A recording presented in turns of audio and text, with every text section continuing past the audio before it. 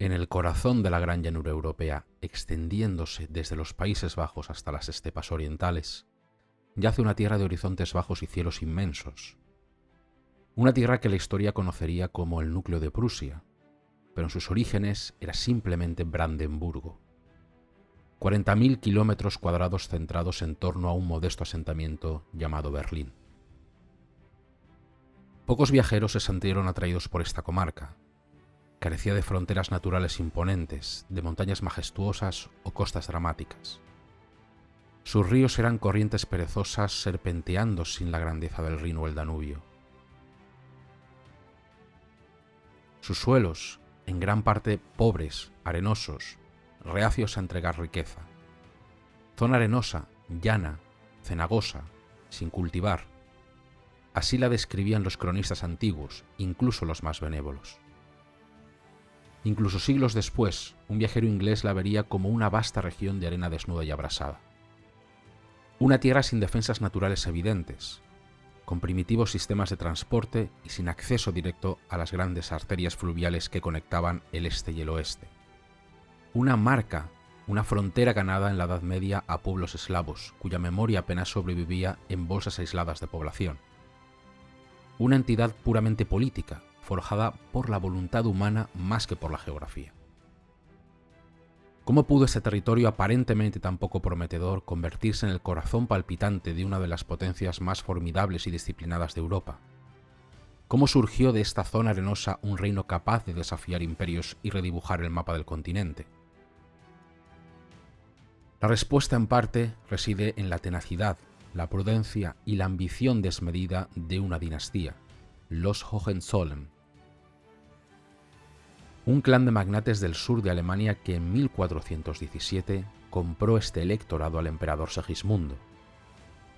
Una transacción que les otorgó no solo tierras, sino un codiciado puesto entre los 7 electores del Sacro Imperio Romano Germánico, ese complejo mosaico de estados que definía la Europa central. Federico I, ahora elector de Brandenburgo, estaba en un universo político hoy desaparecido, pero cuya influencia marcaría el destino de su nueva posesión.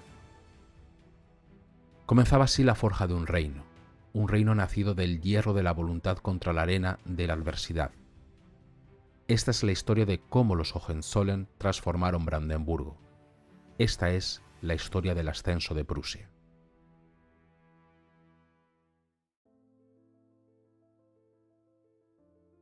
De Prusia a Alemania. Primera parte.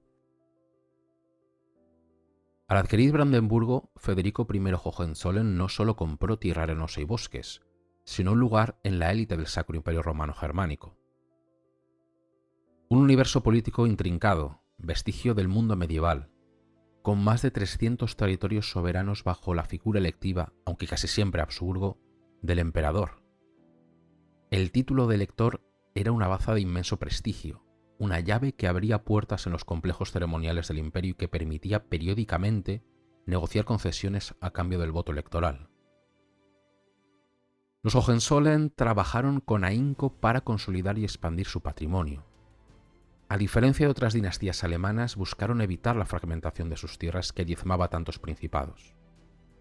Aunque la tentación de dividir la herencia entre los hijos resurgió en ocasiones, la integridad territorial acabó prevaleciendo, a menudo gracias a la fortuna o habilidad para compensar a los hermanos menores con tierras fuera del núcleo brandenburgués. Seguían pensando como un clan, pero la visión de un territorio unido comenzaba a arraigar.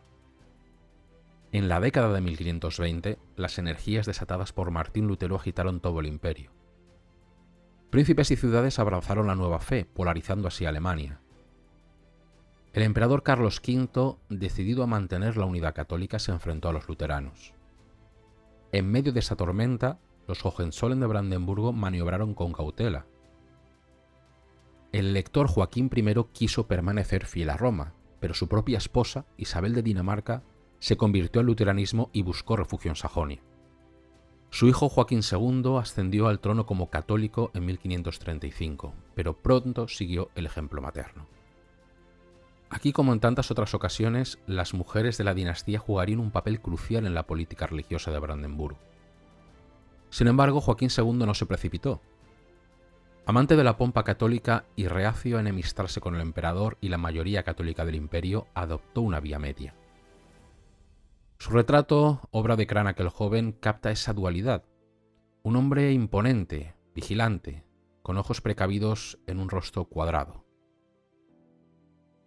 Brandenburgo aspiró a ser un agente conciliador, distanciándose de los protestantes más radicales e incluso apoyando tímidamente al emperador en la guerra. Solo en 1563, tras la paz de Augsburgo, se reconocía a los luteranos. Joaquín formalizó así su conversión personal. La transición de Brandenburgo al luteranismo fue tan gradual que ocupó casi todo el siglo XVI. Bajo su hijo, Juan Jorge, la marca adquirió un carácter más firmemente luterano, pero en la política imperial siguió siendo un leal partidario de los Habsburgo. Incluso Joaquín Federico, de inclinaciones más protestantes en su juventud, moderó su postura al llegar al trono. Si bien prudentes en religión y en política imperial, los Hohenzollern no carecían de ambición. Para un Estado sin fronteras defendibles ni grandes recursos, el instrumento preferido era la política matrimonial. Una red de alianzas tejida con paciencia y astucia buscaba expandir la influencia y, sobre todo, asegurar herencias estratégicas. Dinamarca, Pomerania. Se exploraron varias vías con la esperanza de obtener acceso al codiciado mar Báltico. Un objetivo crucial era el Ducado de Prusia, un principado báltico gobernado por una rama Hohenzollern, pero bajo la soberanía feudal del rey de Polonia. Para acercarse a ese territorio, Joaquín II se casó con la princesa polaca Hedwig en 1535. La apuesta dio sus frutos cuando, décadas más tarde, sus hijos fueron nombrados herederos secundarios del ducado. Aunque el duque reinante, Albrecht Friedrich, vivió muchos años, su precaria salud mental y sobre todo la ausencia de un heredero varón mantuvieron viva la esperanza de Brandenburgo. La siguiente generación no perdió el tiempo. El elector Joaquín Federico obtendría la regencia del ducado. Su hijo, Joaquín Segismundo, aseguró aún más la conexión casándose con la hija mayor del duque, Ana de Prusia, en el año de 1594. Eso sí, desoyendo el sincero aviso materno de que no era la más guapa. En una intrincada maniobra dinástica para blindar la herencia, el propio Joaquín Federico, ya viudo, se casó con la hermana menor de Ana. El padre se convertiría así en cuñado de sus hijos y la joven princesa simultáneamente en su madrastra. La sucesión del ducado de Prusia parecía en ese caso asegurada. Pero el matrimonio de Juan Segismundo y Ana abrió una perspectiva aún más rica, esta vez en el oeste. Ana no solo era hija del duque de Prusia, sino también era sobrina del duque Juan Guillermo de Jülich-Kleve-Berg, cuyos territorios renanos eran un conglomerado próspero y estratégico en el oeste.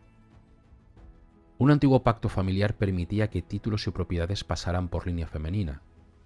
Ana era por tanto heredera de su tío, y su marido Juan Segismundo podía reclamar legítimamente esta valiosa herencia.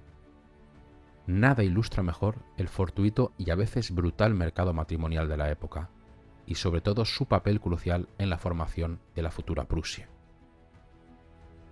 A comienzos del siglo XVII, Brandenburgo se encontraba ante un futuro estimulante, pero plagado de peligros. Las codiciadas herencias de Prusia y Jülich-Kleve no eran contiguas a la marca. Una se hallaba en la costa báltica, fuera del imperio y rodeada por Polonia y Lituania. La otra, en el corazón manufacturero y urbanizado del oeste de Alemania, junto a los Países Bajos y en plena zona de conflicto entre España y Holanda. Más de 700 kilómetros de caminos difíciles separaban Berlín de Königsberg. Las reclamaciones encontrarían bastante oposición. El electorado carecía de un ejército permanente digno de ese nombre y sobre todo de los recursos para defender tan vastos y diversos territorios. La nobleza local, celosa de sus privilegios y con una visión estrictamente provincial, se negaba a financiar aventuras lejanas. Las manos del elector estaban atadas por los pactos con sus propios estados. Consciente de este desafío, Joaquín Federico estableció un colegio privado para supervisar los altos e importantes asuntos de las herencias. Un primer paso hacia la centralización, aunque modesto. Se buscaría apoyo estratégico en el oeste. una alianza matrimonial con el Palatinado calvinista, principal centro del protestantismo militante en Alemania, y un pacto también con la poderosa República Holandesa. Pero esta nueva orientación procalvinista rompía con la tradicional cautela y alineaba a Brandenburgo con los enemigos del emperador, generando así divisiones internas entre los partidarios de la moderación y con los halcones que rodeaban al príncipe heredero, el impulsivo Juan Segismundo. En 1609, la muerte del duque de Jülich-Kleve activó reclamaciones brandenburguesas en el peor momento posible. Las tensiones religiosas en el imperio estaban al rojo vivo. Dos bloques confesionales armados, la Unión Protestante y la Liga Católica, se miraban con creciente hostilidad. El elector, desconfiado del arbitraje imperial, pactó una ocupación conjunta con su rival, el duque de Pfalz-Neuburg. La acción provocó una crisis internacional. Tropas imperiales, holandesas, francesas e inglesas convergieron finalmente sobre Jülich. Una guerra mayor se evitó solo por el asesinato del rey francés Enrique IV. Finalmente, en 1614, el territorio fue dividido provisionalmente. Brandenburgo obtuvo Cleves, Mark y Ravensberg. Territorios importantes, estratégicos, con suelos fértiles y focos de actividad minera industrial. Pero el precio fue muy alto. El electorado estaba más expuesto que nunca. La conversión de Juan Segismundo al calvinismo en 1613 ahondó la brecha con su pueblo luterano, sin ofrecer, por otro lado, beneficios inmediatos en política exterior. Los aliados protestantes retiraron su apoyo. Brandenburgo se quedó solo. Quizás la conciencia de esta situación es lo que aceleró el declive personal del lector. El hombre enérgico de antaño se volvió obeso, letárgico, incapaz de gobernar, ahogado en el alcohol. Cuando en 1618 murió el duque de Prusia, activando así la última gran reclamación Hohenzollern, Juan Segismundo parecía, según un visitante, suspendido entre la vida y la muerte. La labor paciente de 3 generaciones había modificado las perspectivas de Brandenburgo. Se discernía ya el esbozo de la futura Prusia, extendida de este a oeste. Pero la brecha entre compromisos y recursos era abismal. ¿Cómo defendería la Casa de Brandenburgo sus dispersas posesiones? ¿Cómo impondría su autoridad? Preguntas difíciles en tiempos de paz. Pero en 1618, el Sacro Imperio Romano Germánico estaba a punto de sumergirse en 30 años de una guerra devastadora.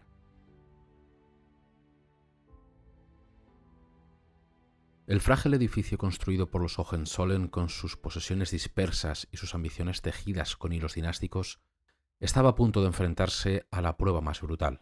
En 1618, las tierras alemanas se convirtieron en el teatro de una catástrofe europea, la Guerra de los 30 años.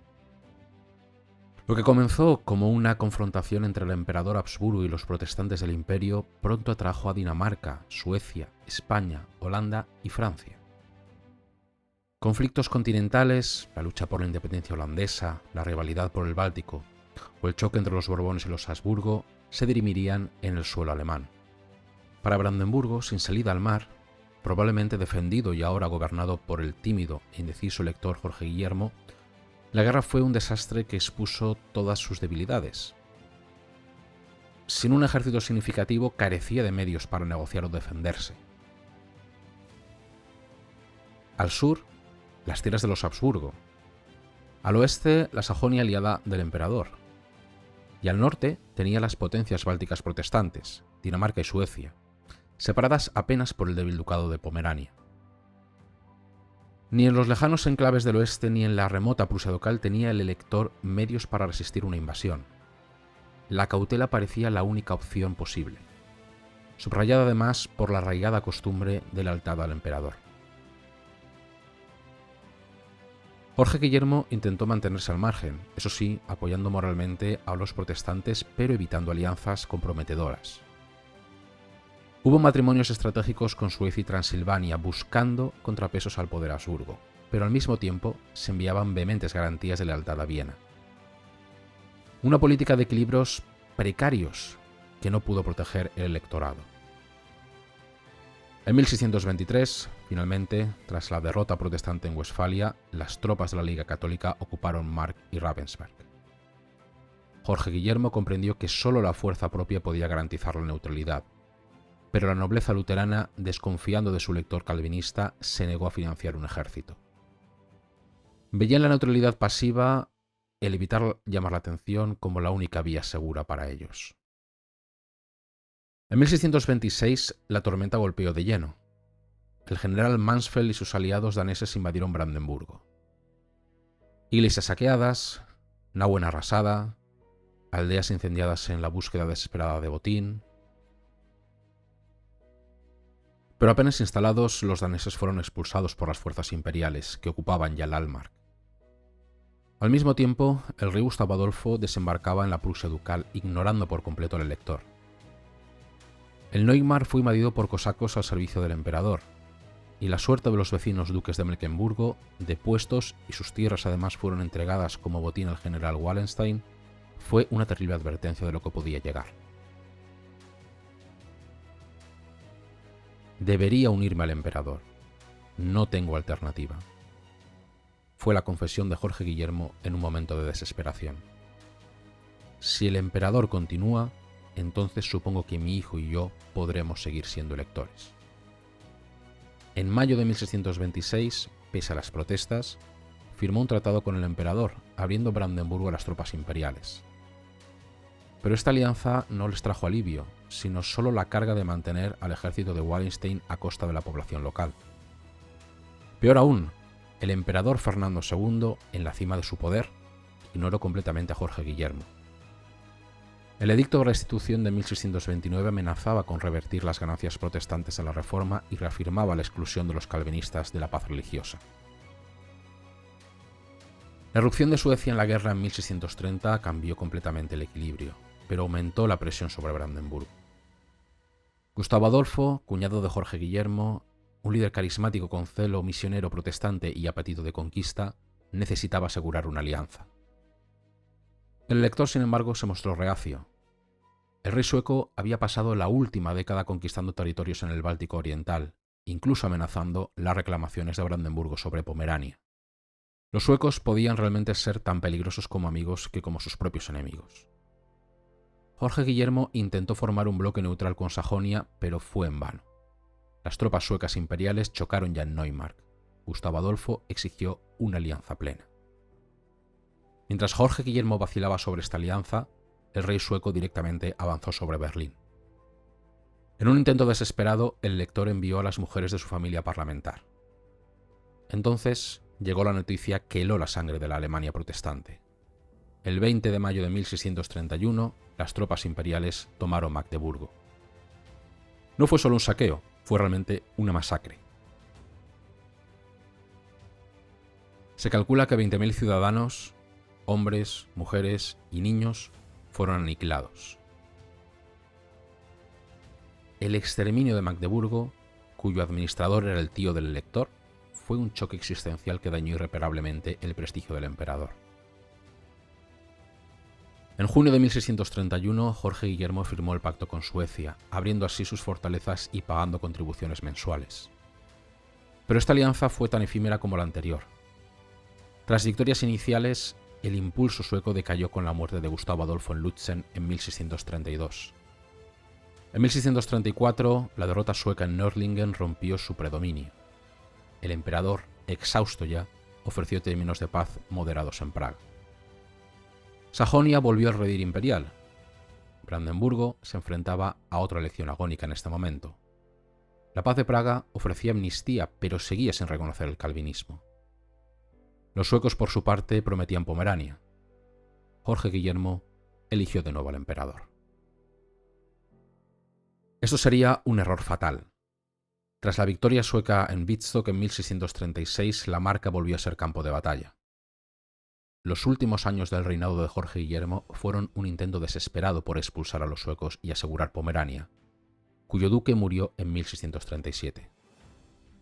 Su pequeño y mal equipado ejército no era rival realmente. El electorado fue arrasado por suecos, imperiales y hasta por sus propias tropas indisciplinadas.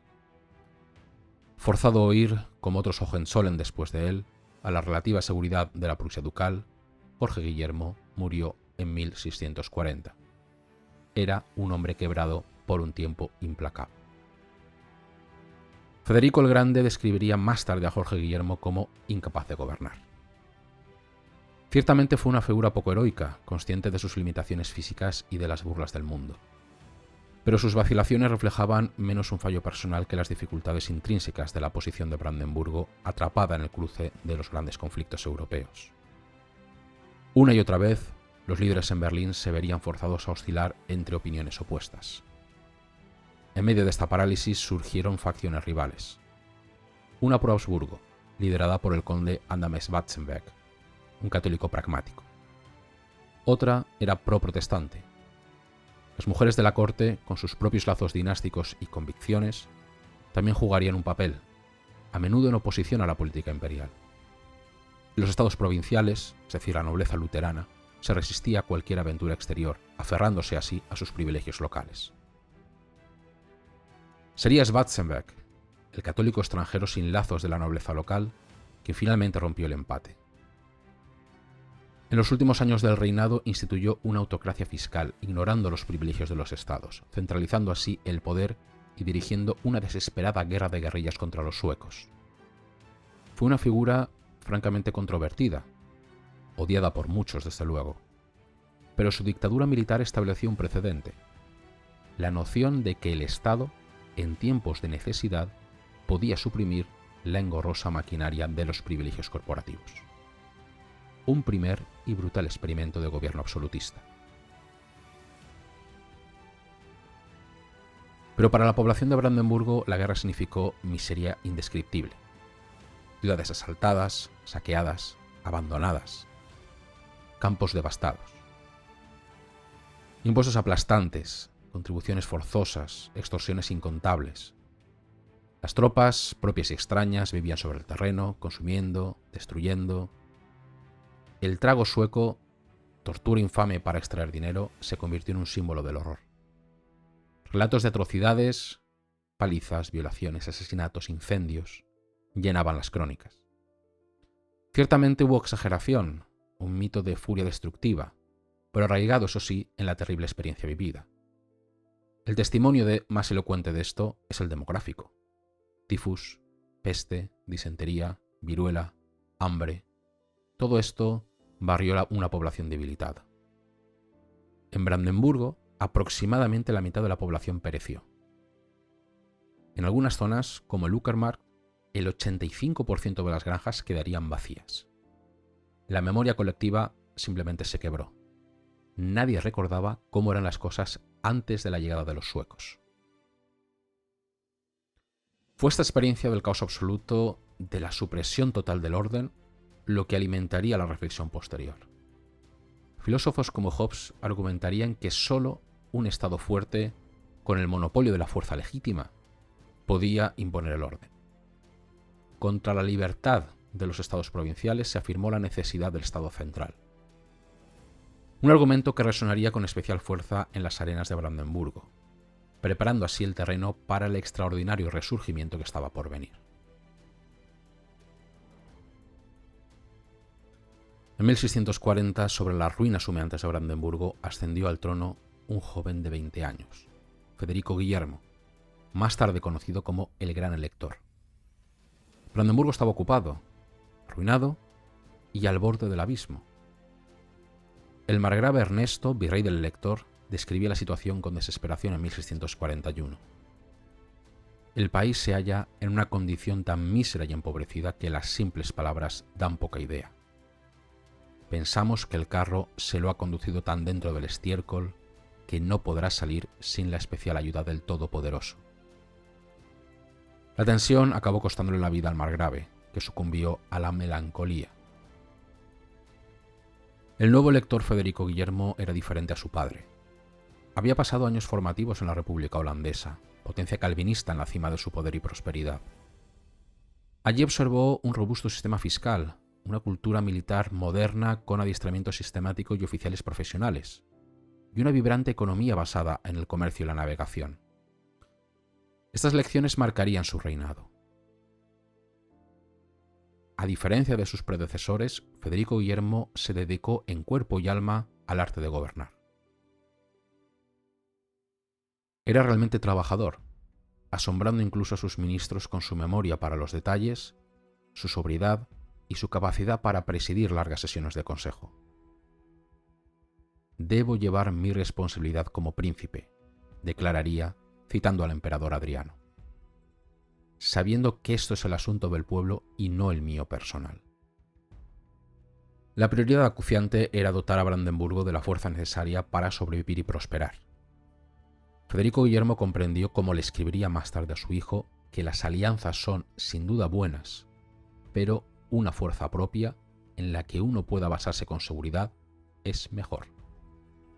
Un gobernante no es tratado con respeto a menos que disponga de sus propias tropas y sus propios recursos. Es todo lo que, gracias a Dios, me ha hecho importante desde que los he conseguido.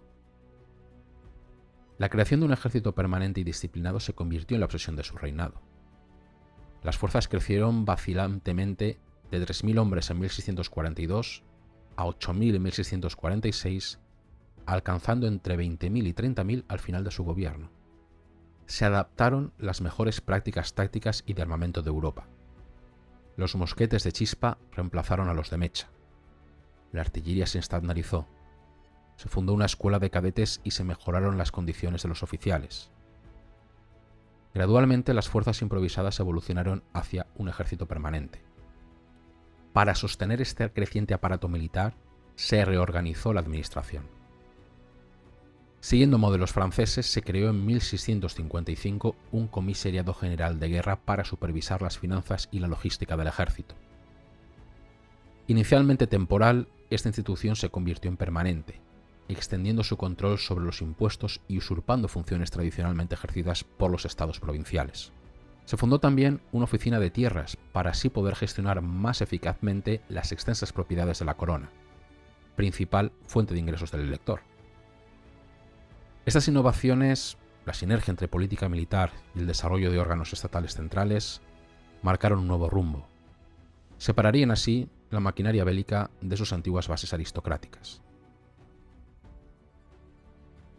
Paradójicamente, las primeras grandes ganancias territoriales del gran elector no se debieron a la fuerza militar, aún incipiente en este momento, sino a la diplomacia y al juego del sistema internacional. En la paz de Westfalia de 1648, que puso final a la Guerra de los 30 años, el apoyo francés fue crucial. A cambio de ceder parte de Pomerania a Suecia, Brandenburgo recibió la Pomerania Oriental, asegurando por fin un corredor hacia el Báltico. De repente, Brandenburgo era el segundo territorio alemán más extenso después de Austria, un logro conseguido sin disparar un mosquete. De manera similar, la soberanía total sobre Prusia Ducal, liberándose del vasallaje polaco, se obtuvo en 1657, no solo por la creciente fuerza militar de Brandenburgo como aliado útil, sino por una compleja carambola internacional. Una crisis ruso-polaca, la muerte del emperador Habsburgo, que permitió a Federico Guillermo negociar su voto electoral, y la presión de Austria sobre Polonia. Pero el ejército tuvo la oportunidad de demostrar pronto su valía. En 1656, 8.500 brandenburgueses lucharon junto a Carlos X de Suecia en la victoria sobre polacos y tártaros en Varsovia. 2 años después, y tras haber cambiado hábilmente de bando, Federico Guillermo combatió como aliado de Polonia y Austria contra los suecos, llegando a comandar el ejército aliado. Sin embargo, la hazaña militar más celebrada de su reinado fue la victoria en solitario sobre los suecos en Fehmarn en 1675. Mientras el elector combatía en Renania contra Luis XIV, los suecos invadieron Brandenburgo. Furioso, Federico Guillermo dijo: «Me han llevado a no tener otra salida, salvo la de vengarme yo mismo de los suecos». En una campaña relámpago, cubriendo 100 kilómetros a la semana, sorprendió a los invasores. En Fehmarn, superado en número y armamento artillero, explotó un error táctico sueco, situando sus cañones en una altura clave y desatando una batalla dominada por cargas de caballería. La infantería sueca quedó expuesta y fue completamente aniquilada. Los suecos huyeron, acosados por campesinos vengativos que aún recordaban el terror sueco de la guerra anterior. Victorias como Varsovia y especialmente Fehvelin tuvieron una enorme importancia simbólica. Magnificaron el prestigio de Brandenburgo y la reputación de su elector, que había combatido en el centro de la batalla exponiéndose al fuego enemigo. Sería después de Fehvelin cuando empezó a circular el apodo de El Gran Elector. Un título que, a diferencia de otros grandes de la época, perduraría, convirtiendo a Federico Guillermo en el padre fundador de la futura Prusia, una figura tridimensional cuya sombra se proyectaría sobre toda la historia posterior del Estado. Brandenburgo había empezado a forjar y narrar su propia historia. Pero el poder militar y las ganancias exteriores tenían un correlato interno: la lucha contra los privilegios de los estados provinciales. La nobleza y las ciudades de Prusia ducal y Cleves, e incluso de Brandenburgo, se resistían a financiar un ejército permanente y las ambiciones panterritoriales del elector. Consideraban sus provincias como entidades separadas, ligadas verticalmente al Estado, pero no horizontalmente entre sí. Cleves miraba hacia Holanda, Prusia ducal hacia Polonia, como garantes de sus antiguas libertades. El nombramiento de funcionarios extranjeros, a menudo calvinistas, violaban sus tradiciones. El ejército permanente suplantaba las milicias locales controladas por ellos. Sobre todo, insistían en su derecho a aprobar los impuestos. Federico Guillermo necesitaba desesperadamente ingresos para su ejército, mucho más de lo que podía proporcionar los subsidios extranjeros o las tierras de la corona. La confrontación, por tanto, fue inevitable. En Cleves, en Prusia ducal, en Brandenburgo, los estados se resistieron. Pero el elector utilizó la coerción militar, incrementó los impuestos unilateralmente, intimidó y detuvo a los activistas. El clima legal del imperio, cada vez más desfavorable a los derechos corporativos, jugó a su favor. El conflicto más virulento se dio en Prusia ducal. Los estados de Königsberg desafiaron la nueva soberanía prusiana. Hubo que emplear la fuerza. Hieronymus Roth, líder de la resistencia urbana, fue detenido, juzgado sumariamente y encarcelado de por vida en la lejana fortaleza de Pitz, negándose a pedir perdón por defender las antiguas libertades de su patria. El elector consolidó su autoridad nombrando a calvinistas y extranjeros para puestos clave, rompiendo así el monopolio de las élites luteranas locales. Al final del reinado del gran elector, el paisaje político había cambiado irreversiblemente. Las asambleas plenarias de los estados eran menos frecuentes, la nobleza se había retirado del gran escenario estatal, centrándose en las localidades, la corte y el país seguían caminos separados. Brandenburgo-Prusia era ahora el principado alemán más extenso después de Austria, con un ejército respetado y una administración centralizada en ciernes. Federico Guillermo había sentado las sólidas bases, como diría un bisnieto, de la futura grandeza de Prusia. Ya no era solo un potentado del imperio, sino un príncipe europeo, soberano en Prusia ducal. En el lecho de muerte, en mayo de 1688, recordaría ante una llorosa concurrencia el triste desorden del país al inicio de su reinado y cómo, con la ayuda de Dios, lo había mejorado, siendo respetado por mis amigos y temido por mis enemigos.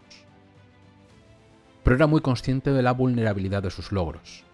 Aconsejó a su sucesor conservar lo ganado, mantener la paz y evitar provocar envidias. El temor a la fragilidad, la conciencia de estar rodeado por potencias mayores, ese sentimiento de vulnerabilidad nacido del trauma de la guerra de los 30 años, todo esto seguiría siendo una constante en la política de Brandenburgo-Prusia.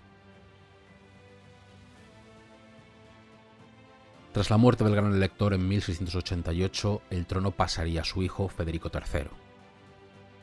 Si el padre había sido el constructor pragmático, enfocado en la fuerza militar y la supervivencia del Estado, el hijo anhelaba algo más: reconocimiento, estatus, el brillo de una majestad real. Era un hombre de gustos diferentes. Era urbano, afable, sociable, amante de las artes y también de las ceremonias. Un contraste tan marcado que su propio nieto, Federico el Grande, lo describía con mordacidad como un hombre que confundía las vanidades con verdadera grandeza, preocupado más de la apariencia que de las cosas útiles, concluyendo incluso que era grande en las cosas pequeñas y pequeño en las cosas grandes. Ciertamente el reinado de Federico III, quien pronto sería Federico I, rey de Prusia, marcó una explosión de inversión cultural y esplendor cortesano sin precedentes. Berlín, la capital con cicatrices de guerra, comenzó a transformarse en una digna ciudad residencial, con calles anchas y edificios majestuosos. Se construyó el suntuoso Palacio de Charlottenburg. La vida en la corte se convirtió en una incesante serie de espectáculos, bailes y otras diversiones parecidas. El personal de la corte se expandió enormemente. Para los diplomáticos extranjeros, mantener las apariencias en Berlín se volvió un asunto costoso. Incluso el luto se convirtió en un elaborado espectáculo de estatus. Tras la muerte de la reina Sofía Carlota en 1705 se ordenó el luto más completo posible en todos los dominios. La corte se cubrió de negro, velos ocupaban los rostros de las damas, largas capas envolvían a los caballeros. Las estancias fueron tapizadas de negro de arriba abajo. Era un sistema de comunicación política. El elaborado duelo señalaba la importancia de la corte prusiana al resto de Europa, esperando también una respuesta similar de otras casas reales. Pero detrás de la pompa y el boato, Federico perseguía un objetivo político concreto. Intentaba elevar su estatus de elector al de rey. No era mera vanidad personal. A finales del siglo XVII, varios príncipes alemanes buscaban coronas. El Lector de Sajonia se convirtió en rey de Polonia. La Casa de Hannover aspiraba al trono británico. Un título real conferiría un estatus privilegiado en la jerarquía internacional, un asunto de importancia práctica en la diplomacia y en los tratados de paz. La oportunidad surgió con la inminente guerra de sucesión española. El emperador Habsburgo necesitaba urgentemente aliados y recursos militares. Federico, cortejado por ambos bandos, negoció hábilmente. A cambio de un contingente de 8.000 hombres y apoyo a la causa Habsburgo, Viena accedió. En el Tratado de la Corona de noviembre del año 1700, Viena reconocía su anhelado título real. El título elegido fue Rey en Prusia. La preposición era clave. Se refería a la Prusia ducal, territorio fuera del Sacro Imperio Romano, y sobre el cual el elector ejercía plena soberanía desde los tiempos de su padre. Esto evitaba conflictos con Polonia, que aún controlaba la Prusia real, y subrayaba la independencia del nuevo título respecto al emperador, cuya aprobación se presentaba como un reconocimiento cortés, no como una creación. El escenario para la transformación sería Königsberg, la ciudad capital ducal. El viaje hacia el este fue una empresa monumental.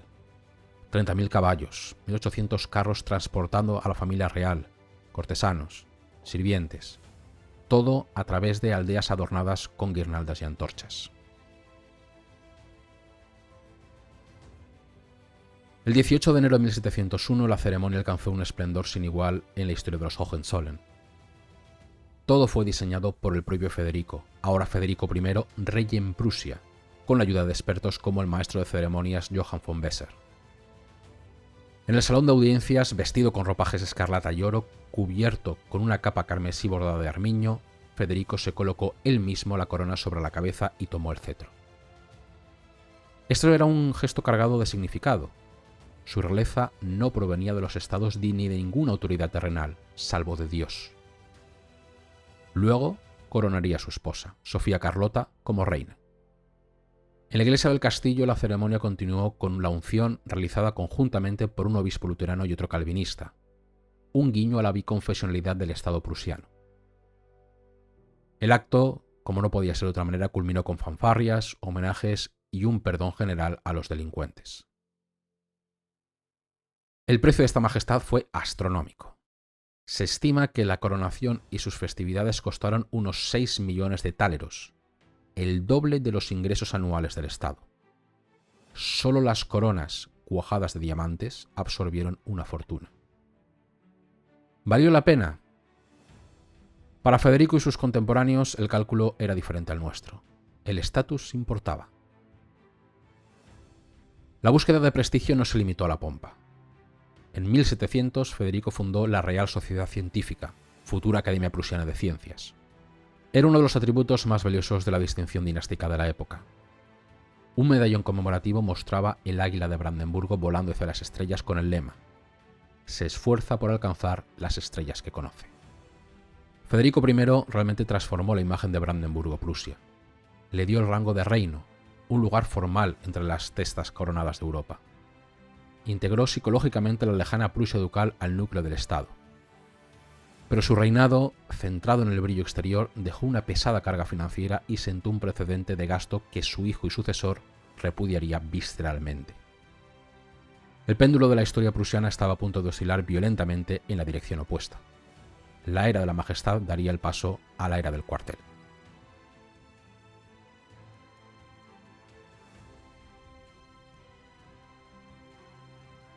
Es difícil imaginar dos personajes más contrastados que Federico I y su hijo y sucesor Federico Guillermo I.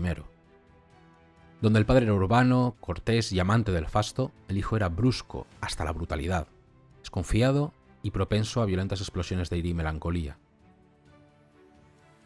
Donde el padre cultivaba las artes y las letras, el hijo despreciaba cualquier esfuerzo cultural sin utilidad práctica inmediata, preferiblemente militar. Sus anotaciones al margen en los documentos oficiales revela un temperamento áspero y directo.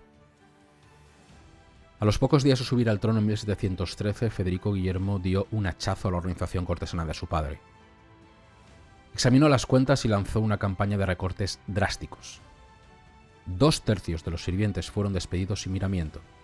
Castrati, violonchelistas, chocolateros, joyas, vino fino, muebles, carrozas, todo liquidado. El esplendor, de la noche a la mañana, se agotó. En su lugar surgió un ambiente social más magro, barato, rudo y masculino. El centro de la vida social del monarca era ahora el Tabacs Collegium, el Colegio del Tabaco. Reuniones vespertinas informales con consejeros, oficiales y visitantes, donde se bebía fuerte y además se fumaba en pipa, y se discutía sobre todo sin jerarquías, lo que permitía a veces llegar a las manos, lo cual agradaba bastante al rey.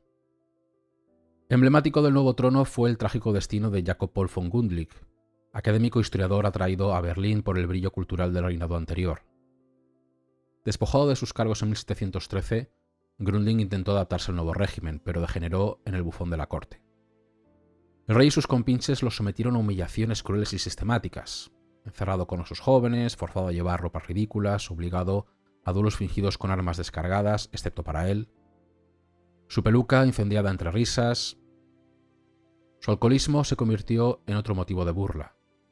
Incluso en la muerte la farsa continuó. Su cadáver fue expuesto vestido grotescamente en un ataúd en forma de barril de vino, con versos burlones inscritos, antes de ser enterrado sin ceremonia religiosa oficial.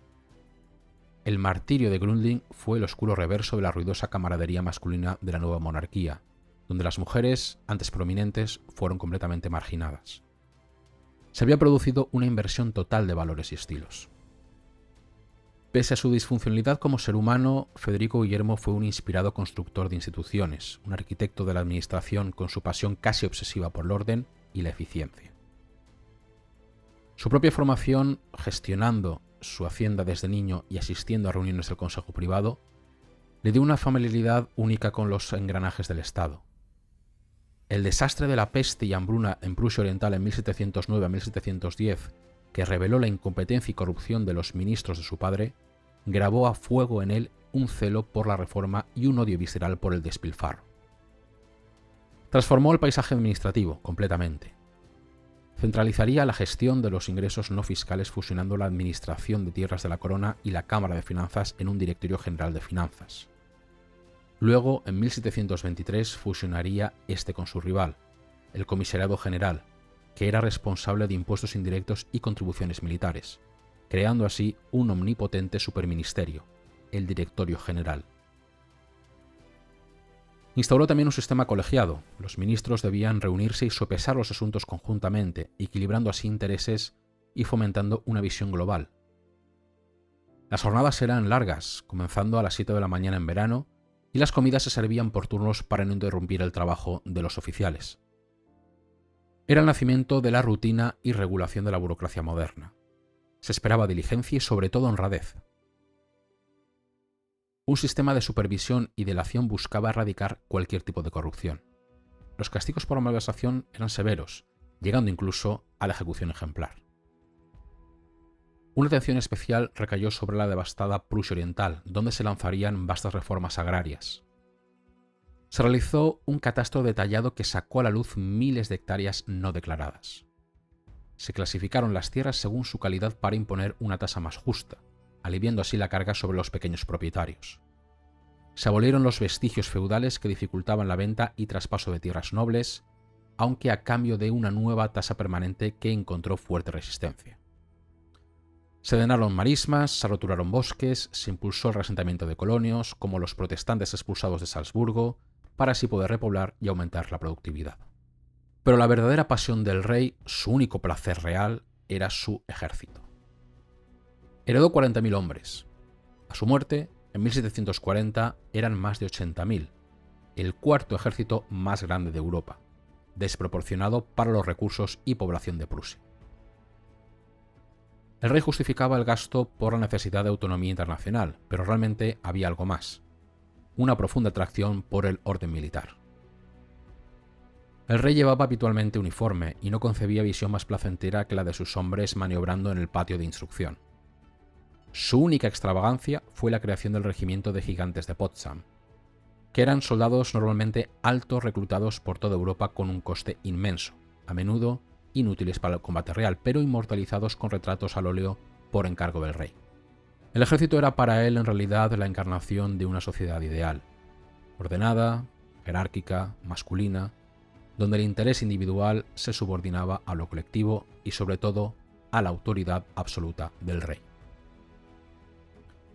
Para nutrir esta fuerza creciente sin arruinar la economía, Federico Guillermo instauró el revolucionario sistema de cantones. Cada regimiento tenía asignado un distrito, un cantón, donde todos los jóvenes eran registrados. El alistamiento voluntario se complementaba con reclutas locales llamados a filas. Pero crucialmente, tras la instrucción básica, la mayoría obtenía permiso para volver a sus hogares y trabajos, sirviendo como reservistas obligados a breves periodos de reentrenamiento anual. Numerosas excepciones protegían a campesinos propietarios, artesanos cualificados y otros trabajadores esenciales. El resultado: un ejército territorial masivo, 2/3 de cuyos efectivos eran súbditos prusianos, sin paralizar la economía civil. Un sistema que realmente haría posible las futuras hazañas militares de su hijo. El sistema de cantones transformó también las relaciones entre la corona y la nobleza. Se prohibió a los nobles servir en ejércitos extranjeros. Se crearon listas de todos los jóvenes nobles del país seleccionando cortes para la escuela de cadetes de Berlín. Hubo protestas, sí, intentos de evasión, incluso detenciones de jóvenes de familias recalcitrantes. Pero muchos nobles vieron que el servicio militar era una vía honorable hacia el estatus y un salario estable, a menudo mejor que el que le ofrecía sus modestas haciendas. Por tanto, el potencial humano de la nobleza terrateniente quedó firmemente al alcance del Estado. La nobleza inició su lenta transformación en una casta de servicio. Sin embargo, la integración no fue total. Surgieron tensiones entre militares y comunidades locales, quejas por abusos de oficiales, conflictos jurisdiccionales. El ejército penetró en la sociedad, pero no la militarizó por completo. Las exenciones y la porosidad del sistema mantuvieron cierta distancia. Paralelamente a la reforma administrativa y militar, otra fuerza moldeaba silenciosamente el carácter del Estado prusiano: el pietismo. Este movimiento de renovación religiosa, surgido dentro del luteranismo, enfatizaba la fe personal, la experiencia interior y la piedad práctica. Expulsados de Sajonia, sus líderes Philipp Jakob Spener y August Hermann Francke encontraron refugio y patrocinio en Brandenburgo, Prusia, bajo Federico I, quien vio en su talante conciliador una posible vía para superar la brecha entre calvinistas y luteranos. La nueva Universidad de Halle se convirtió en su bastión. Federico Guillermo I, cuya propia fe tenía una intensa dimensión personal tras una conversión en su juventud, intensificó esta alianza. Los pietistas se involucraron en servicios sociales, fundando escuelas y orfanatos como el extraordinario complejo de Frankenhalle, financiado por donaciones y empresas propias como una editorial y una farmacia. Su énfasis en la disciplina, trabajo útil, la abnegación y un sentido sacralizado del deber resonó con los valores del rey sargento. El pietismo permearía las instituciones clave. Escuelas basadas en el modelo de Halle formaron a funcionarios, clérigos y, crucialmente, al cuerpo de oficiales. Capellanes militares, muchos formados en Halle, propagaron sus valores en el ejército, contribuyendo así quizás a la disciplina y cohesión que caracterizaban a las tropas prusianas. Se ha sugerido que la ética de la profesión del funcionario prusiano, con su énfasis en el deber y la integridad, debe mucho a la influencia pietista. Aunque su apogeo institucional pasó, el pietismo dejó una marca indeleble en la cultura administrativa y militar prusiana, forjando un etos de servicio que trascendía la mera obligación. Pero bajo la férrea disciplina del rey sargento, en el corazón de la misma dinastía crecía una tensión devastadora. El conflicto entre Federico Guillermo y su hijo y heredero, el futuro Federico el Grande, se convertiría en una de las sagas más dramáticas de la historia Hohenzollern. El rey, autoritario, visceral, incapaz de comprender cualquier forma de insubordinación, exigía que su sucesor fuera su propia e idéntica imagen. Pero el joven Federico era diferente, sensible, interesado por las artes y la filosofía francesa, lánguido, irónico, poco dotado para rudezas militares. La respuesta del padre fue aumentar la presión, someterlo a una rutina agotadora, humillarlo y golpearlo en público. El príncipe llevaría una doble vida. Cumplía exteriormente, pero en secreto cultivaba sus pasiones prohibidas: la flauta, los versos, los libros franceses. El conflicto adquirió una dimensión política con la disputa sobre el doble matrimonio inglés, un proyecto favorecido por la reina Sofía Dorotea, pero bloqueado por una facción proaustríaca en la corte. El príncipe heredero se alineó con su madre, desafiando abiertamente a su padre. La frustración acumulada culminó con el desastroso intento de fuga de Federico en agosto de 1730. El plan, que estaba mal concebido y ejecutado con torpeza junto con su amigo íntimo, el oficial Hans Hermann von Katte, fracasó estrepitosamente. Federico fue encarcelado en la fortaleza de Kustrin, sometido a un duro interrogatorio que incluía preguntas sobre si merecía vivir o reinar. El rey desahogaría su furia sobre los amigos del príncipe. Dolly Ritter, una joven con la que Federico había flirteado, fue azotada públicamente y encerrada en un reformatorio. Pero fue Katte quien pagó el precio más alto. Un tribunal militar recomendó cadena perpetua, pero Federico Guillermo conmutó la pena por decapitación. En una orden brutal, especificó que la ejecución tuviera lugar frente a la ventana de la celda de su hijo. El 6 de noviembre de 1730, Katte, tras una noche de oración, caminó hacia el cadalso. Hubo un último intercambio de miradas y palabras en francés con el príncipe asomado a la ventana. Luego, mientras gritaba: «Jesús, acoge mi espíritu», la espada del verdugo cayó. Federico, obligado a mirar, se desmayó. La muerte de Katte marcó un punto de inflexión. La ira del rey se aplacó, dando paso a un programa de rehabilitación. Federico adoptaría la máscara del penitente, cumplió con sus deberes administrativos en Kustrin y, crucialmente, aceptó el matrimonio impuesto por su padre con Elizabeth Cristina de Brunswick-Weber. La crisis había terminado, pero las cicatrices, personales y políticas, especialmente la profunda desconfianza hacia Austria, perdurarían marcando el futuro rey y el destino de Prusia. El joven príncipe que había sobrevivido a la tiranía paterna y a la sombra de la ejecución de Katte ascendió al trono en mayo de 1740 como Federico II. Era un enigma, rey filósofo, devorador de libros, flautista competente y compositor, corresponsal de Voltaire y admirador de la Ilustración francesa. Pero también era un comandante militar capaz de una audacia y una crueldad calculadas. Despreciaba la pompa innecesaria, adoptó el raído uniforme militar como atuendo diario y proclamó que tan solo era el primer servidor del Estado. Sin embargo, bajo su superficie pulida de rey filósofo ardía una ambición forjada en el resentimiento y la humillación, y un deseo de fama y una profunda conciencia de la vulnerabilidad de su reino. Apenas 6 meses después de su coronación, el destino le ofreció una oportunidad. El 20 de octubre de 1740 moría el emperador Habsburgo Carlos VI sin heredero varón, dejando el trono a su joven hija María Teresa. La pragmática sanción que debía garantizar su sucesión se tambaleaba ante las reclamaciones de Sajonia y de Baviera. Austria, agotada por guerras recientes, parecía vulnerable en este momento. Y allí estaba Silesia, la provincia más rica de los Habsburgo, contigua a Brandenburgo, escasamente defendida y objeto de antiguas, aunque dudosas, reclamaciones dinásticas Hohenzollern. Para Federico, la situación internacional fue favorable. Rusia paralizada por disputas sucesorias, Gran Bretaña distraída por su guerra con España, Francia probablemente dispuesta a apoyar cualquier golpe contra Austria, y él tenía los medios: un ejército de 80.000 soldados bien entrenados y un tesoro de guerra de 8 millones de taleros heredado de su padre. La decisión fue fulminante, tomada casi de un día para otro y en contra del consejo de sus diplomáticos y militares más experimentados. El 16 de diciembre de 1740, Federico II lanzó a su ejército sobre Silesia.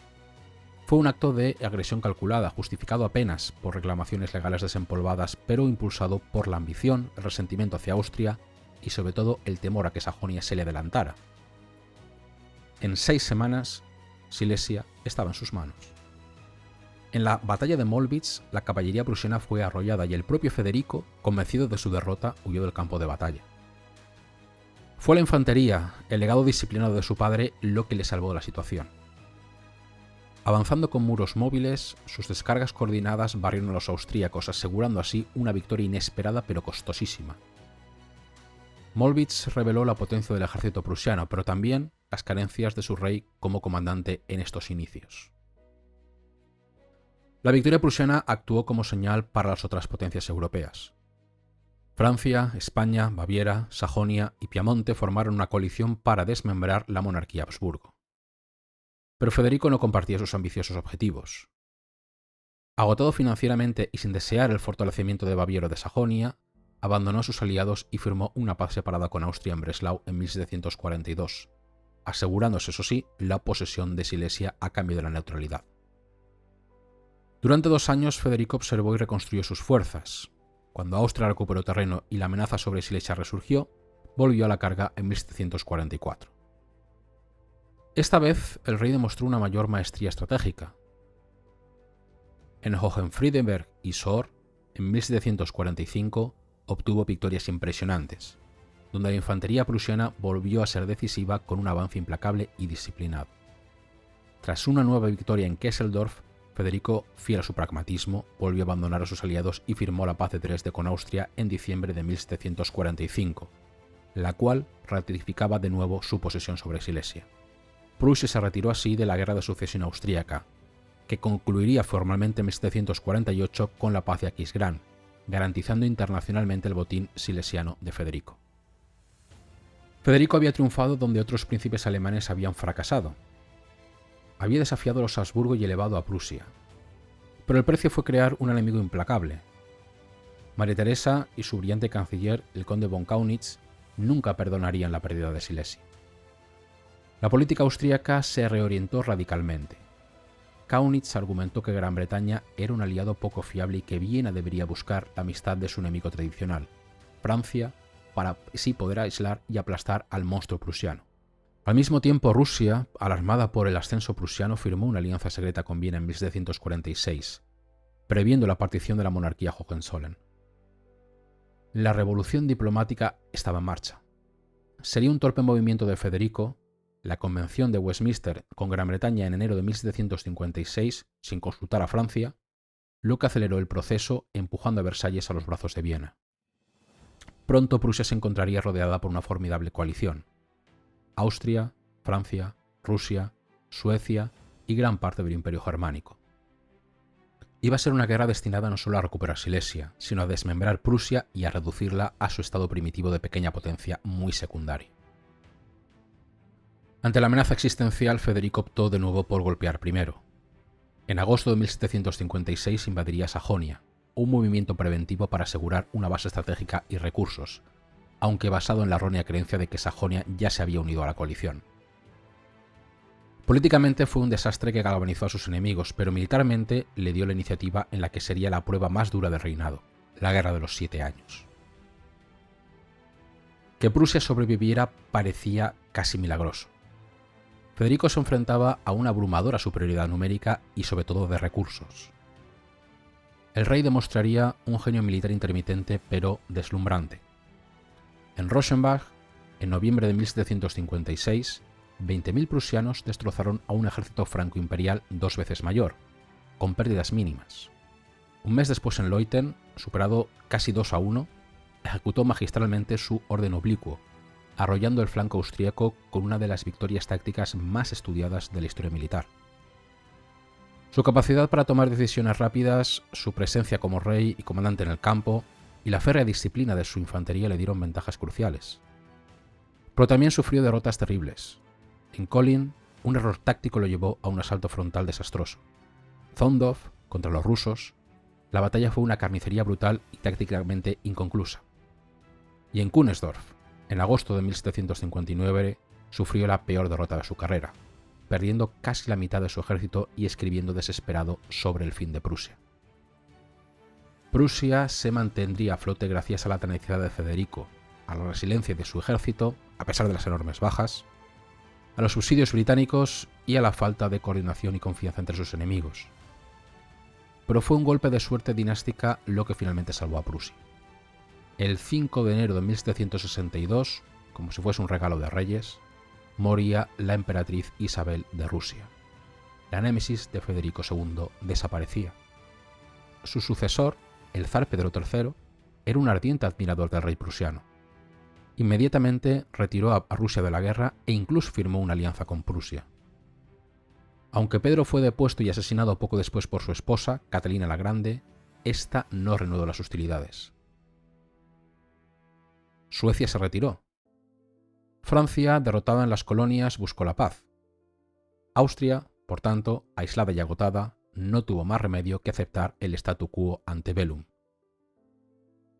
La paz de Hubertusburg, firmada en febrero de 1763, confirmó la posesión prusiana de Silesia. El reino había sobrevivido a una prueba de fuego existencial, consolidando así su estatus de gran potencia europea a un costo humano terrible, eso sí. Casi 500.000 de prusianos perecieron. La vieja rivalidad con Austria se convirtió en un dualismo alemán que definiría la política germánica durante el siguiente siglo. Federico, el agresor de 1740, se erigió en sus últimos años como el defensor del equilibrio alemán contra las ambiciones austríacas, como demostraría en la incruenta Guerra de la Patata por la sucesión bávara y la creación de la Liga de Príncipes. El Federico único, escéptico, brillante, complejo y contradictorio, había dejado una marca indeleble en su reino y en la historia europea. Prusia ya nunca sería la misma.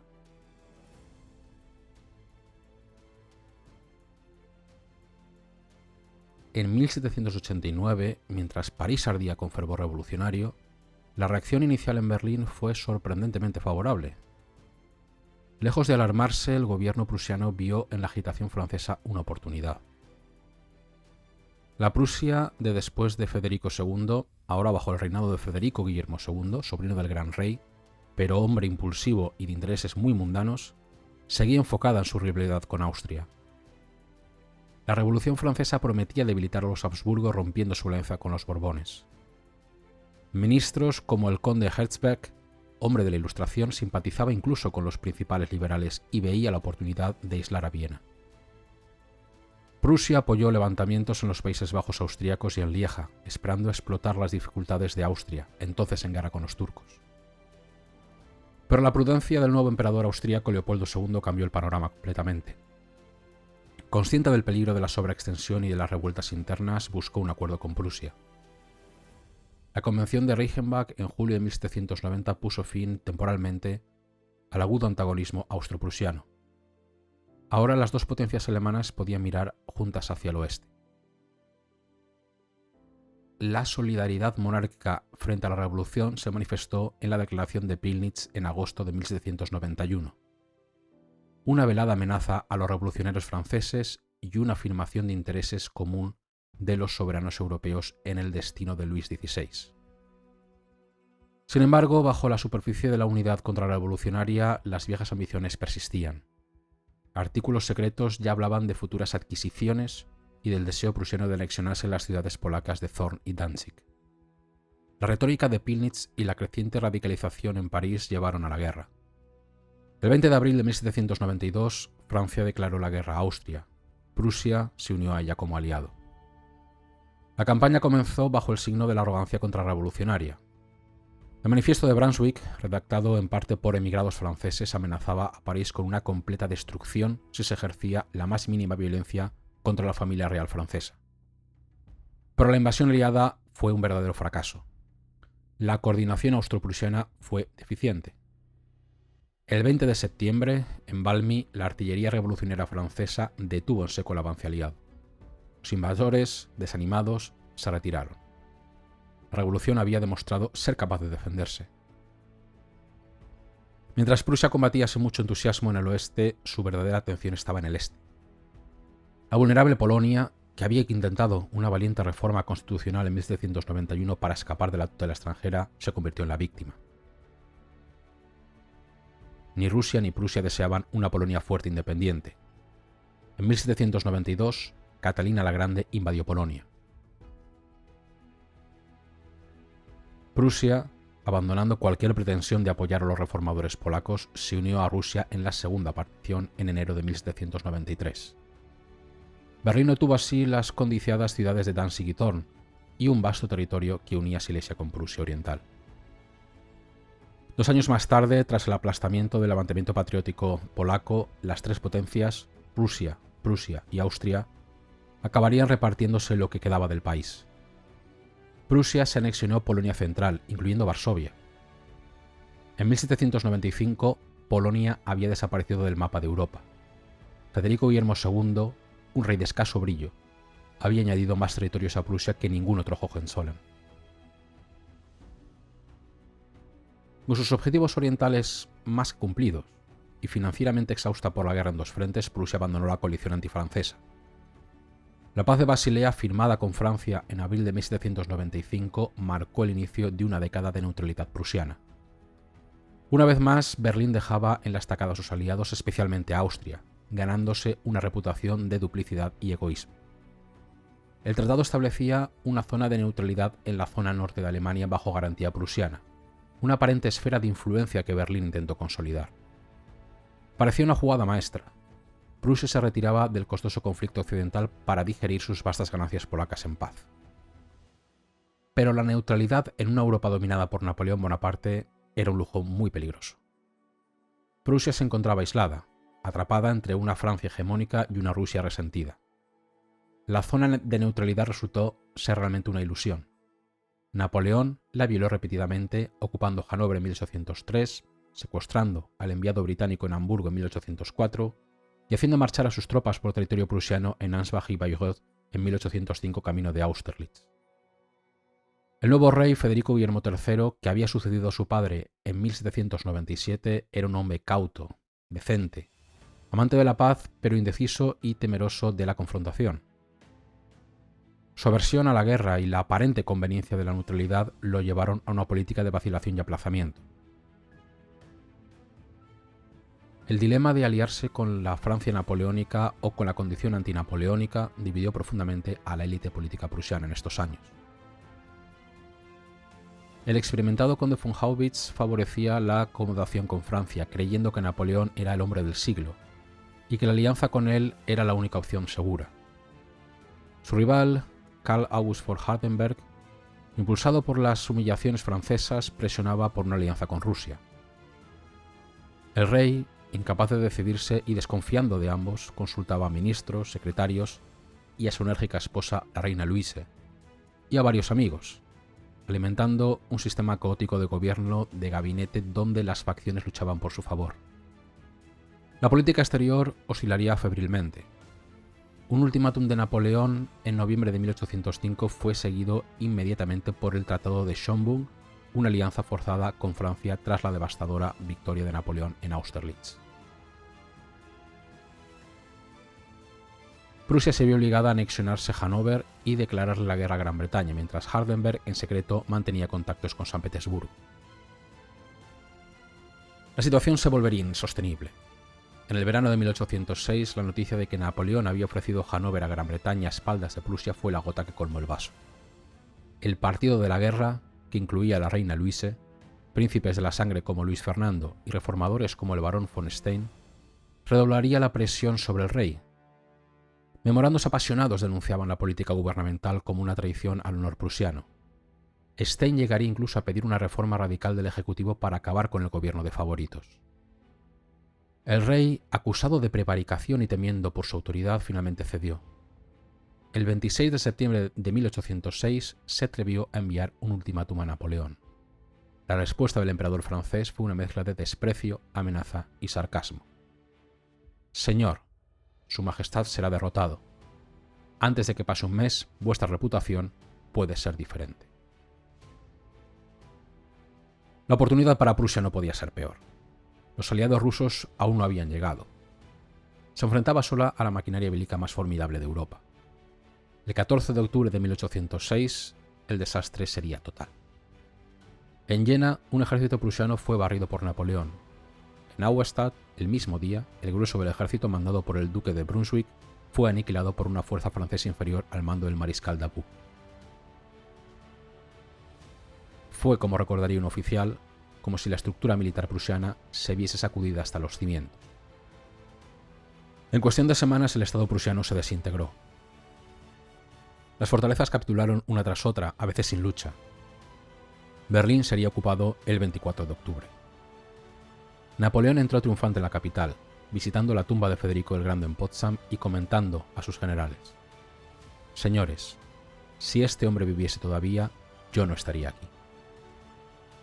Mientras tanto, Federico Guillermo III y la reina Luise huían hacia el este, reviviendo así la pesadilla de sus antepasados en la Guerra de los 30 años, buscando refugio en los confines más remotos de su menguado reino. Tras un breve respiro con la resistencia rusa en Eylau, la derrota rusa en Friedland en junio de 1807 selló el destino de Prusia. El zar Alejandro buscó la paz. La reunión entre los dos emperadores, Napoleón y Alejandro, tuvo lugar sobre una balsa ricamente decorada anclada en medio del río Niemen en Tilsit, un territorio prusiano. Federico Guillermo no fue invitado inicialmente, sino que tuvo que esperar humillado en la orilla. Cuando finalmente fue admitido, Napoleón lo trató con un calculado desdén. Ni siquiera la intervención de la reina Luise, enviada a implorar clemencia, ablandaría al emperador francés.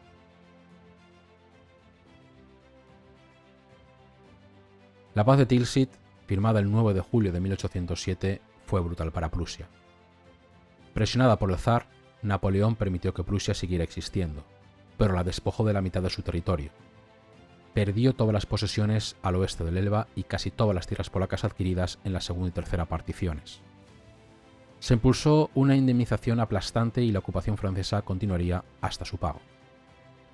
Prusia quedó, por tanto, reducida a un estado de segunda fila, una sombra de su antiguo poder, humillada y a merced del conquistador francés. La ibris había encontrado su némesis.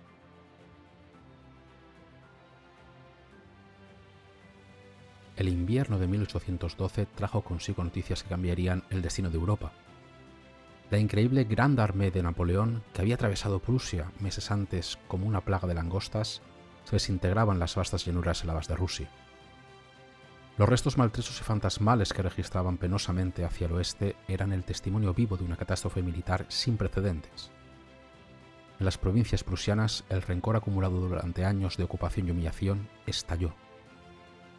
Los informes del desastre francés fueron recibidos con júbilo apenas disimulado, y pronto con actos abiertos de venganza contra los soldados franceses rezagados. Mientras el gobierno de Berlín seguía formalmente atado a la alianza con Francia, los acontecimientos en el lejano oeste tomaron vida propia.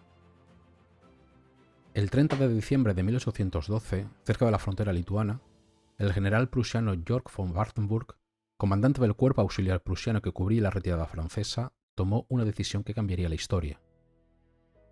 Presionado por los rusos que avanzaban y por los ruegos de los enviados patriotas como Karl von Clausewitz, Georg acordó neutralizar sus tropas, separándose así del flanco de los franceses. Era un acto de insubordinación flagrante, de traición a la política oficial de su rey. En una carta extraordinaria a Federico Guillermo III, Georg justificó su acción apelando a la no obediencia ciega, sino a un deber superior dictado por las circunstancias y la voluntad de la nación. «Estoy pronunciando aquí las palabras de un viejo y leal servidor», escribió. «Tales palabras son, casi universalmente, las palabras de la nación. Espero con ansiedad un consejo de Su Majestad respecto a si debo avanzar contra el verdadero enemigo o si las condiciones políticas exigen que Su Majestad me condene. Recibiré con la misma tranquilidad las balas del lugar de la ejecución como las del campo de batalla». El general ofrecía a su rey una elección cruda: ratificar la rebelión o ejecutar al rebelde. Había usurpado la prerrogativa real de definir al amigo y al enemigo, invocando a la nación como fuente última de legitimidad. La defección de York desencadenó una insurrección cívico-militar en Prusia Oriental. El barón von Stein, ahora al servicio del zar, entró en la provincia ejerciendo una autoridad casi soberana. Convocó a los estados provinciales en Königsberg, quienes, desafiando al gobierno de Berlín, invitaron formalmente al traidor York a dirigirse a ellos. El 5 de febrero de 1813, la Asamblea, actuando como representante de la nación prusiana oriental, acordó crear una milicia provincial, la Landwehr, de 20.000 hombres, aboliendo así la exención del viejo sistema cantonal y declarando aptos para el servicio a todos los varones adultos, incluyendo por primera vez a los judíos. La autoridad monárquica había sido, por tanto, temporalmente suplantada por la iniciativa patriótica provincial. En Breslau, a donde se había trasladado la corte huyendo de la posible presión francesa en Berlín, el rey Federico Guillermo III se encontraba de nuevo paralizado por la indecisión. Quedarse con Francia era imposible. Romper abiertamente con ella, sin garantías rusas y con Austria aún neutral, parecía suicida. Temía por la existencia misma de su estado, pero la presión era inmensa. Informes desde Berlín hablaban de agitación popular y de un ejército al borde de la insubordinación. Consejeros como Ansillon le advirtieron que era la voluntad general de la nación ir a la guerra. Si el rey no lideraba, sería barrido por los acontecimientos. Finalmente, a finales de febrero de 1803, el rey se decidió. Se firmaría un tratado de alianza con Rusia en Kalisz. El 17 de marzo, Federico Guillermo lanzó su famosa proclama «A mi pueblo», un llamamiento cuidadosamente calibrado que invocaba la memoria de 1806, justificaba la cautela pasada y llamaba a la lucha por la patria, intentando encauzar el fervor popular dentro de la tradición dinástica Hohenzollern. Se suspendieron las exenciones militares. Se crearon también cuerpos de voluntarios como los famosos cazadores de Lützow de uniforme negro, y se organizaron las Landwehr a nivel nacional. Breslau se convirtió en el epicentro de la movilización. Figuras como Friedrich Ludwig Jahn llegaron con sus gimnastas para unirse al esfuerzo bélico. Prusia finalmente se había unido a la lucha contra Napoleón. Las llamadas guerras de liberación comenzaron mal para los aliados. La coordinación ruso-prusiana fue francamente deficiente. Napoleón, reagrupando sus fuerzas con sorprendente rapidez, obtuvo victorias costosas en Lützen y Bautzen en mayo de 1813, forzando así a los aliados a retirarse a Silesia. Pero Napoleón, quizás sobreestimando la resolución aliada o necesitando tiempo para reforzar su caballería, aceptó un armisticio el 4 de junio. Sería un error fatal. Los aliados utilizaron la pausa para rearmarse, asegurar subsidios masivos de Gran Bretaña y, crucialmente, convencer a Austria de unirse a la coalición. Cuando las hostilidades se reanudaron en agosto, Napoleón se enfrentaba ya a una fuerza combinada mucho mayor y más coordinada. La estrategia aliada era concéntrica. El ejército del norte de Bernadotte avanzaba desde Brandenburgo, el ejército de Silesia de Blücher desde el este, y el enorme ejército de Bohemia de Schwarzenberg desde el sur, convergiendo sobre Napoleón en Sajonia. Tras una serie de victorias aliadas, Grossbergen, Katzbach, y una derrota, Dresde, la confrontación decisiva tuvo lugar en Leipzig entre el 16 y el 19 de octubre de 1813. Fue la Batalla de las Naciones, el mayor enfrentamiento militar en Europa hasta entonces. 500.000 de hombres combatieron durante 4 días. Los prusianos, especialmente el primer cuerpo de York y las tropas de Bülow, jugaron un papel crucial en el romper las líneas francesas. La deserción de los sajones en pleno combate debilitó fatalmente a Napoleón. Atrapado y superado, ordenaría finalmente la retirada, que se convirtió en una desbandada caótica cuando el único puente sobre el río Elster fue volado prematuramente, sellando la suerte para la retaguardia francesa. La victoria aliada fue aplastante, aunque con un coste terrible para ambos bandos. El dominio de Napoleón sobre Alemania había terminado. El camino hacia Francia estaba abierto.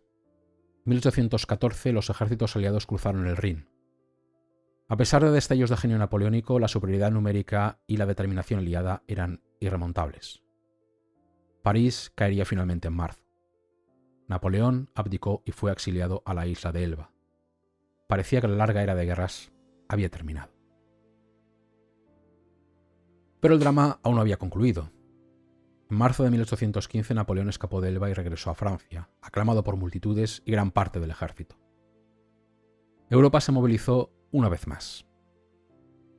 La campaña decisiva se libró en Bélgica.